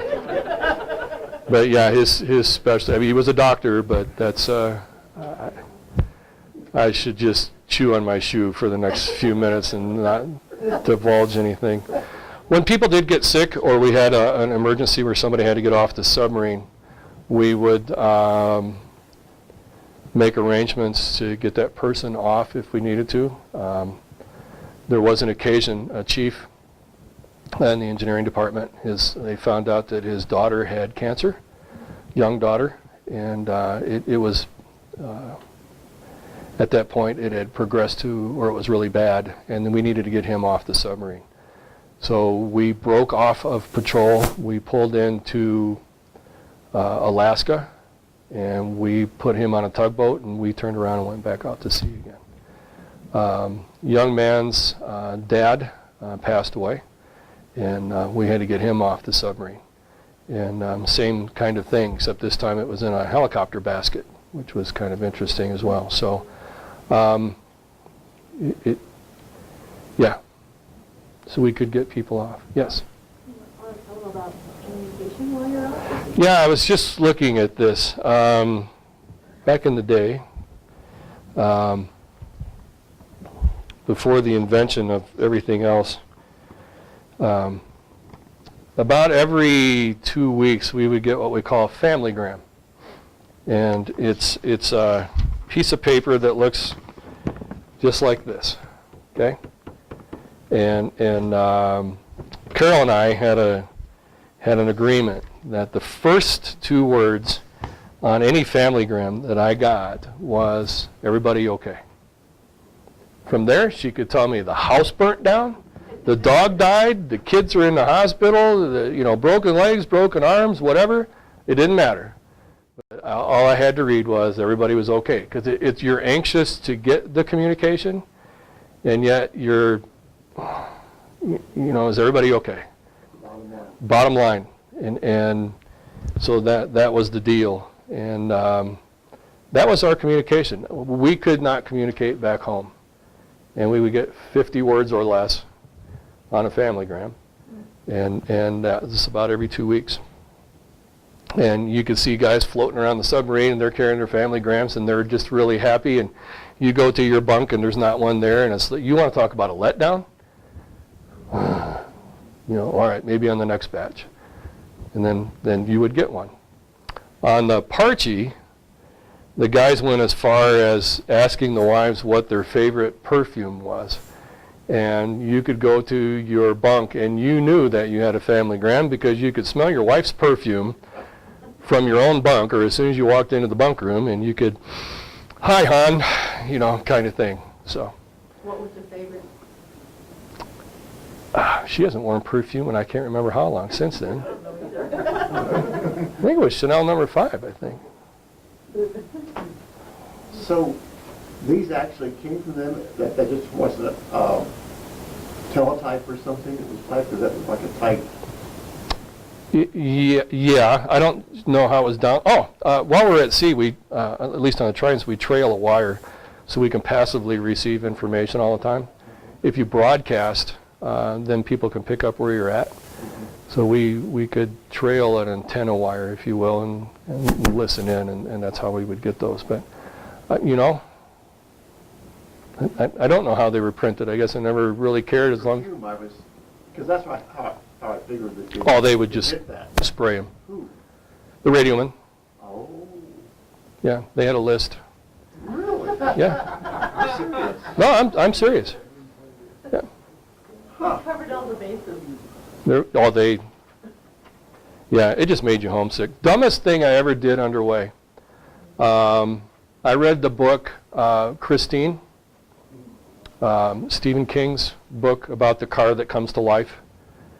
So we're out at sea about a week, and I read this book, and it took about 2 weeks for me to forget this book.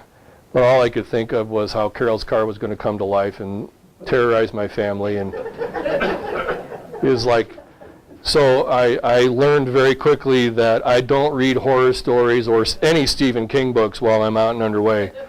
And so what I would do is take hunting stories, hunting books, and back in the times when the trappers were first coming through Wyoming and Idaho, and I could picture myself, I love the outdoors, hunting, fishing, whatever, and I could picture myself out there with them and trapping the beaver and doing those kinds of things. So that was my mental escape outside the hull of the submarine, and I learned quickly what not to read while I was out there. Hey, Jerry, here's a Stephen King book, read that. Nah, not going to happen. Yes, Mike?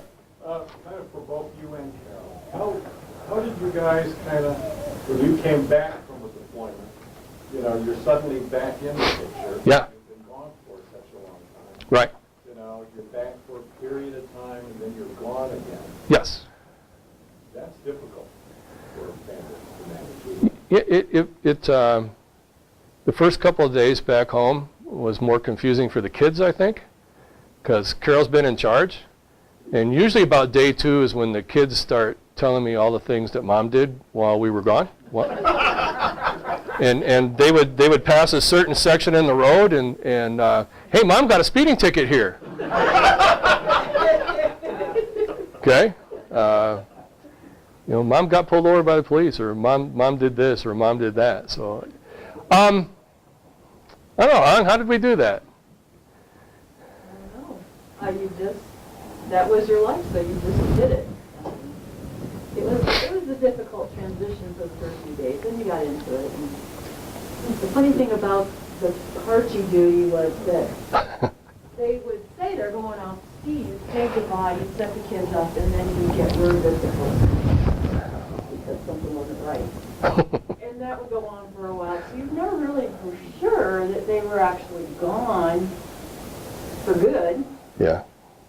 For a while, but The Parchie coming out of that overhaul was, oh, we had to shake so many bugs off of that boat. But, yeah, well, we're going to be gone for 10 days, and in 24 hours we'd be back because something broke or something. Hi, Joe. Did your wife cry when you left port, or did she cry when you came back? Okay, so yes on both accounts. And about, because you're 3 months gone, you're 3 months home, 3 months gone, you're 3 months home, and you do that for about 3 years. And about 2.5 months after being home, the question would come out, when do you go back to sea again? Jerry, what was your longest time out? 88 days, 90 days. Yeah. Sherwood Forest was always fun. When you had 24 days or less to go, we would have a tube picture. And not unlike World War II submarines, sometimes it would be a pinup girl or something, or somebody would design a sign or something. But if it was 24 days or less to be in port, the picture would magically appear on tube 24. And then it would move to tube 23 the next day. And at midnight, the people coming on had the duty of moving that picture, and it was like the unofficial countdown. But you knew the end was close, and that was always fun. It just kind of lifted your spirits. Halfway night, you'll see some pictures up here of me that looks like I've already had a pie thrown in my face. And I'm putting the pie on my engineer and one of the guys that worked for me. And we would have celebrations. You would actually bid on pies, and you'd have to pay that money, because that money would go to the rec committee when you come back in. But there was, the most popular person on board always had to wash the dishes that night. And we would have a really good, we always ate good, but we would have a steak and lobster kind of meal halfway night. And it was frozen steak and frozen lobster, but at that time you just didn't care because it was something other than beanies and weenies and other things. Every Saturday night was pizza night, and I loved going into the kitchen and helping make pizza. And those guys that love jalapeno pizzas, he had the smile on his face. And then when the thing is just covered in jalapenos and they bring it back and say there's not enough, and the guy's just sweating profusely, it's like, really, dude? And he goes, yeah, but put some more jalapenos on here, and then the spicier the better. So Yeah, I've never had a jalapeno pizza since, but yes, sir. You mentioned Christine first. That's the first and last Stephen King book my wife ever read. Yeah. My question is, way back, how often do you take a shower?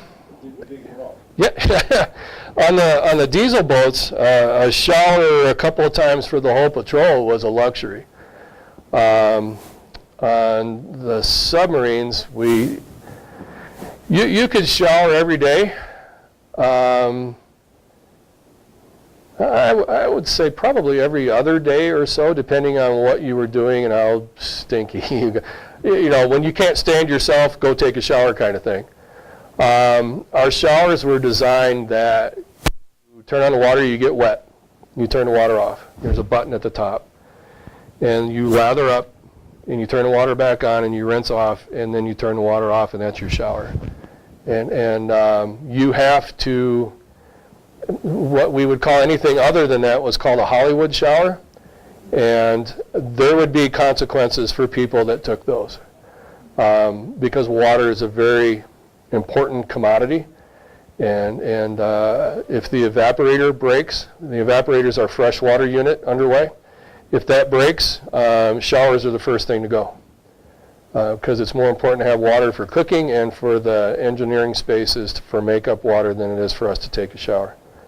And a Hollywood shower would be that the water was left running for any period of time longer than to get wet and longer to rinse off. And we took that very seriously. I guess I'm surprised that there was that much water for that many guys. On a Trident, the evaporator was 12,000 gallons a day. The emergency water supply was 3,000 gallons per day, a very temperamental unit. But 12,000 gallons a day we could make. And that was usually, if I remember right, that evaporator ran 12 to 18 hours a day depending on what we did. We had to allow it for downtime maintenance time. So, no, that's a great question. Hi, Joe. Did you ever have to take salt water showers? No, I did not. I heard stories of where guys would do that, but we never did. The reliability of the evaporator and the ability to make fresh water is much better than what it was in many years ago. So with our ability to make fresh water was really good.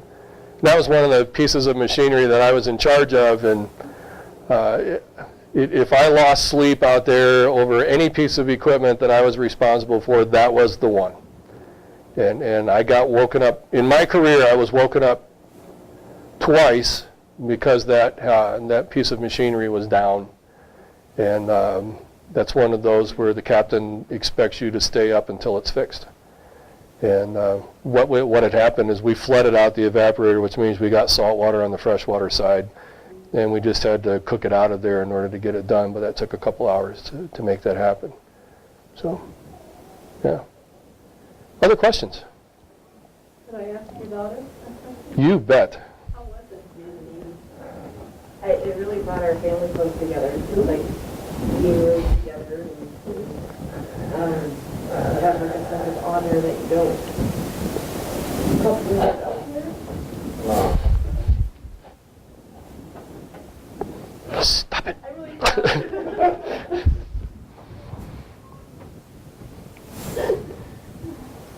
Sorry. I'm really proud, and I think that my parents did a great job making it all work. Yeah, my wife raised 3 very good kids with a part-time dad. So, other questions, please? Yes, Joe? What was the longest time you were under sea without seeing daylight? 88 to 90 days. We would stay submerged. Now, we would come to periscope depth to make communications sometimes. And the whole idea of being at periscope depth is the only thing sticking out of the surface is the periscope.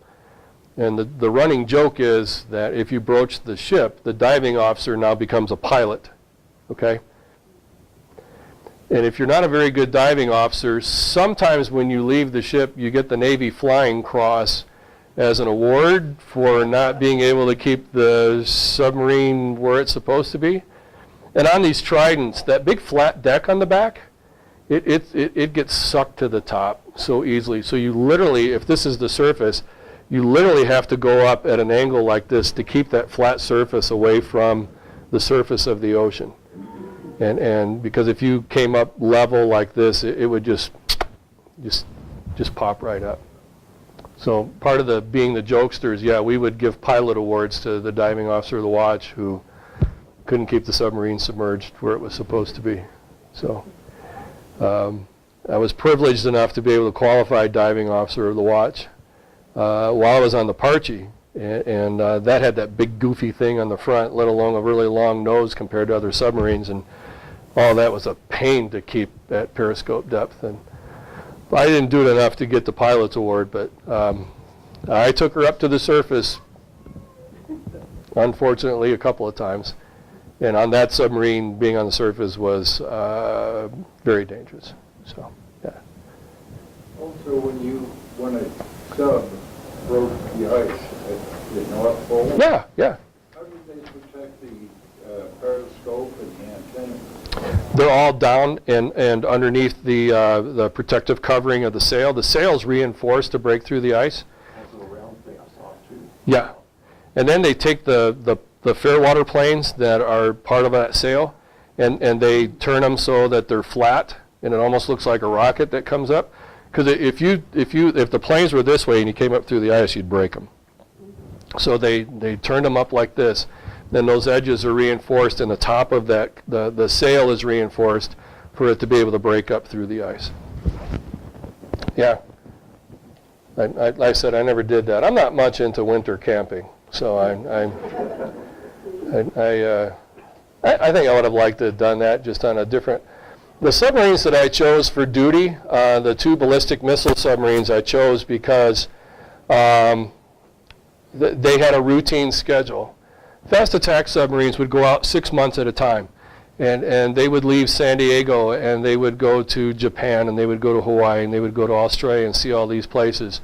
And if you're single and you want to travel the world, heavens yes, go take a fast attack submarine, go see the world and have a ball. And married guys did that as well. I had a family and I wanted more of I want to go out and come home. And more of a routine schedule. So I chose the ballistic missile submarines to be able to do that and have somewhat of a routine schedule for the time that I was assigned to those submarines. Parchie would have been much different, but I also felt like I needed that for my career, if you will. I needed that not just to do boomer submarines, but to do a fast attack. And that one was even much different than a fast attack. It was more of a slow approach than it was a fast attack. So, Larry, you had a question? No? Okay. Larry's my Marine buddy, and I apologize. I normally, if I'd known he was going to be here, I would have brought another hat that says the best Marine is a submarine. We didn't have gynecologist on the program. I get that. So as soon as I said that, I went, I am going to die on this one. So Don't ever give me a bad job. Other questions? Yes, Joe. When you were submerged and you released a missile, Huh? did the holder or the tank that the missile were in, did that fill with water? Yes. When we launched, I was on the damage control party. That was my battle stations at that time. When we launched a missile off the coast of Florida, the submarine instantaneously, now think of a 560-foot submarine, 40-some feet wide, instantaneously losing 9 feet in depth. So we instantaneously went down 9 feet. And that was, that's incredible. So yeah, it does fill up with water. But then they take care of that from there. So, yeah. Yep, that's the nice thing about it. And anytime we get water in the people tank, we had the ability to de-water the ship and get the water out of there and in a hurry. And we were all trained to do things. If those pumps broke, what else could we do to get the water out, and so on. So yeah. So what brought you to Bloomfield? I retired from the Navy in 1998, and I started working for a company in Federal Way, Washington, which is just south of Seattle. And that company moved me to Denver in 2000, and best move I ever made, I think. Quite honestly, Carol and I are kind of looking around. It's like, this is the longest we've lived anywhere since we've been married, and we've been here 14 years, and every 3 years you get the itch to go someplace else.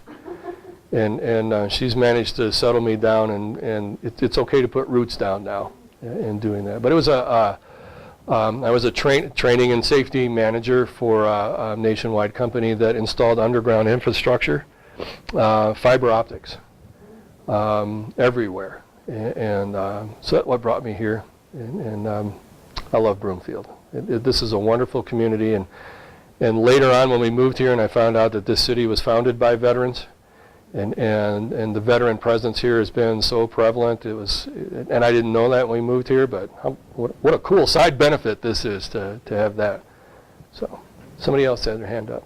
Ed. When the Florida was alternately configured for Tomahawk cruise missiles, Mm-hmm. how many Tomahawks per tube? Or the Trident was just one per tube? Yeah, So how many cruise missiles? I don't know. Okay. I don't know. I'm Because sure in that, some of the internet pictures I saw, it looked like multiple. yeah, it looks like a bundle that are in there, and Tell how many. I don't know. I think it's like 6 to 8. Per tube? Oh, Yeah. Okay. Wow. They can fire them to, like, rotate like a six shooter. Fire them. Wow, that's quite potent then. Yeah. 6 to 8. 6 to 8 times 24. Wow. Times 24. Yeah. Not all of them are, not all the missile tubes are converted to carry Tomahawks. A lot of them are, I think, 4 to 6 are usually converted for special forces. SEALs, Rangers, they all use them so they can go in and they can deploy those. They're backable. Oh, okay. A lot of them are for storage, so you don't have to walk on cans and anything cans or anything. But the Trident always had room for that. Yeah. Special refrigeration for the lobsters and stuff. There wasn't a lot of those on board, but yeah, fresh food. So let's see. After about 2 weeks at sea, you pour yourself a bowl of cereal and you go up to the milk dispenser, and the milk dispenser has a skull and crossbones on it. And that means you are now out of fresh milk. You are drinking powdered milk. And then I put the cereal back and I go eat powdered eggs. Yeah, everything else was pretty much frozen, chilled. On the Parchie, I know we stored vegetables in the bilge, not in the engine room, but in other places. But we would keep vegetables fresh underneath the deck plates in the bilge. What about Spam? Sardines. Spam? Sardines we did carry on board, because I remember those on the pizzas. And guys would just take a can, open them, and just start eating, and I'm just, you already stink. And now you, yeah. Hi, Betty, how are you? Yeah, food. The way the submarines are designed today, you can make air, you can get rid of the bad air, you can make water, and you don't have to refuel for 20 plus years. So the thing that makes the submarines have to pull into port is us, because we get hungry. And food is the only thing that we run out of down there. So that's yeah, Larry. I'm an Air Force brat. My father used to feed us sea rations on our road trip. Nice! You see what you missed out on? Nice! When you were out, did you have any disciplinary problems with the sailors? And if so, was there holding